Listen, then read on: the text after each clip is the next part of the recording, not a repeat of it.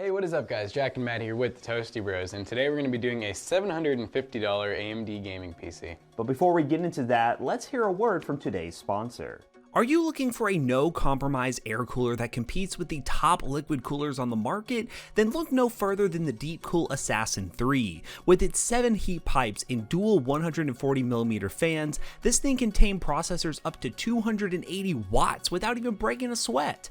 Upgrade your cooler game by checking the link down below, and special thanks again to Deepcool for sponsoring today's video.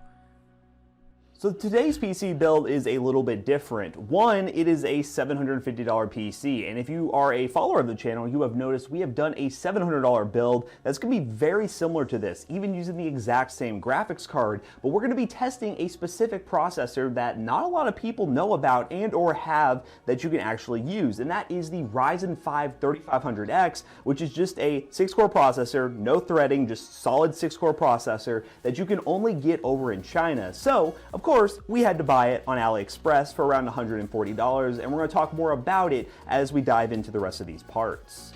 We also want to give a big thanks to Gigabyte for sending over this beautiful 1660 Super and Deepcool for this really awesome case. So let's go ahead and talk about each part and how it makes up the budget. So what was inside that sketchy box? Well, that was the 3500X Matt was talking about. This is a true 6-core processor, which is kind of weird to hear from AMD lately. And you know, I think they're kind of doing this just to get back at Intel, you know, that 9400F. Well, here we go. This is a comparable companion right here, and we're going to see which one actually does better in gaming. And for about $10 more, if you already have a cooler, that's great. You can actually save some money and save about $10, but for 10 more, you can get a cooler with it. We actually ended up somehow getting a Wraith Max cooler, so, you know, some RGB effects here and there. We also got the MSI B450 Gaming Plus Max board, which this is actually supposed to be like an improvement over the regular B450. It's almost $10 more, so I hope it's a little bit better. But you'll notice this is very similar looking to the one that we used in the Intel build. We kind of did that on purpose because we were like, well, if we're gonna make two builds that are supposed to be comparable and similarly priced, we need to go with similar parts and kind of see which one looks better in the end too. Now for RAM, we actually went with the same kit that we used in the i5 build. This is a Corsair Vengeance LPX kit of 16 gigs of memory at 3000 megahertz. 3000 megahertz, high enough speed for Ryzen. You could go something like 3200, 3600 if you really wanted to, but you know, 3000, and this is like really affordable. 16 gigs of RAM for around $60 to $70 right now is a great buy and kind of a no-brainer. Now for storage, we actually went with a Crucial 500GB SSD. This is an M.2 that you can plug and play into this motherboard. Don't have to worry about those extra SATA cables or SATA power cables getting in the way. And you're gonna get some blazing fast speeds if you wanna do stuff like video editing and also just being able to launch games faster. And 500 gigs is good enough to get you up and running, and you can add more storage in the future if you do choose to do so. Launch Fortnite quick? No, it will not. Now for that graphics card, we went with the Gigabyte 1660 Super. The 1660 Super has kind of become a really good value card. Surprisingly, of all the Super cards, this is the one that we really do recommend. Coming in around $230, you're getting a lot of performance for your money, and we love the Gigabyte variant because it comes with those really nice custom fans. It's going to cool this thing really well, and we're excited to see how this one compares to the other ones we've tested. As for the power supply, this right here is an EVGA B-Stock special. Sometimes on Midweek Madness, which is every Wednesday, you can get some deals on some power supplies. These things were $30, which is a great price for a 600 watt, just 80 plus watt power supply. If you do want a power supply that's readily available, you probably have to pay a little bit more, but we did factor that into the budget this time. So check the link in the description down below if you are interested. But again, if you want to save a little bit of money, be sure to scour EVGA B-Stock. It's a great resource to get a lot of stuff used at a great price with a 1-year warranty.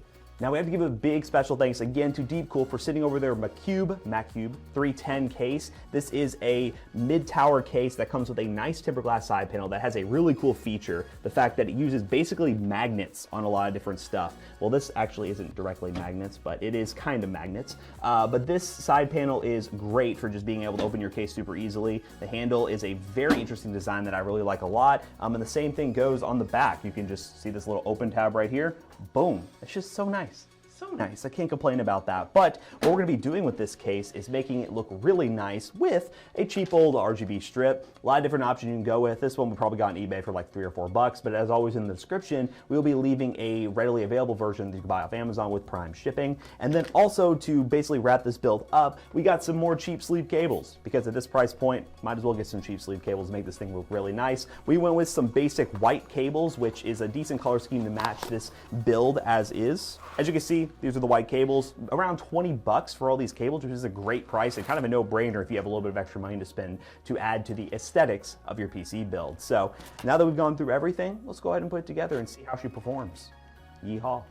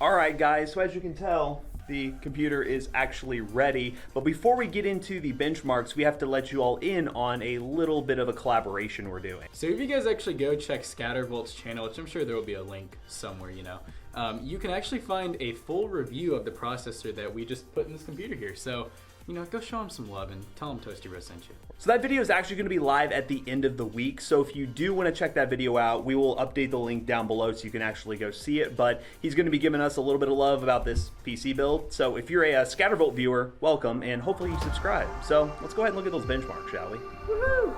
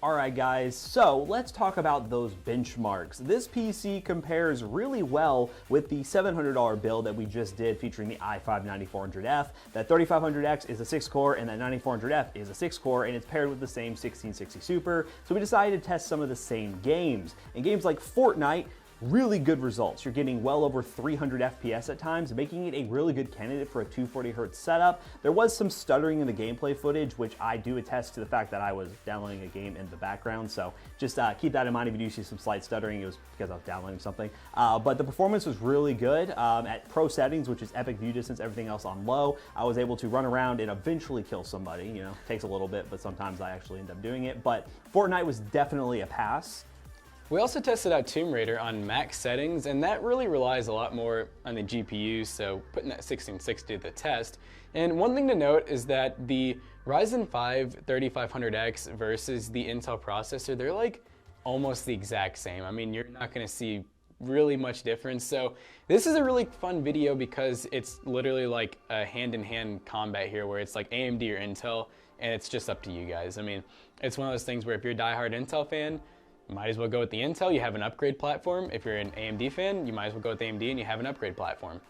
And the last couple of games we tested was Rainbow Six Siege with the built-in benchmark, did really well on max settings, getting well over 100 plus FPS, closer to the 200s. And then we also did some other benchmarks to focus more on the CPU, with Cinebench getting a score, as you can see on screen right here, doing really well. And then we tried the Corona benchmark, which is kind of like another multi-threaded workload benchmark that I ran, and that completed in about 4 minutes. We're gonna probably start building up those numbers to get an idea of exactly how that benchmark works, but it's something that we can add, and it's super easy to show how this thing does in multi-threaded applications. The fact that it's missing those extra threads is the one thing that's going to hold it back in things like video editing and streaming, so do keep that in mind.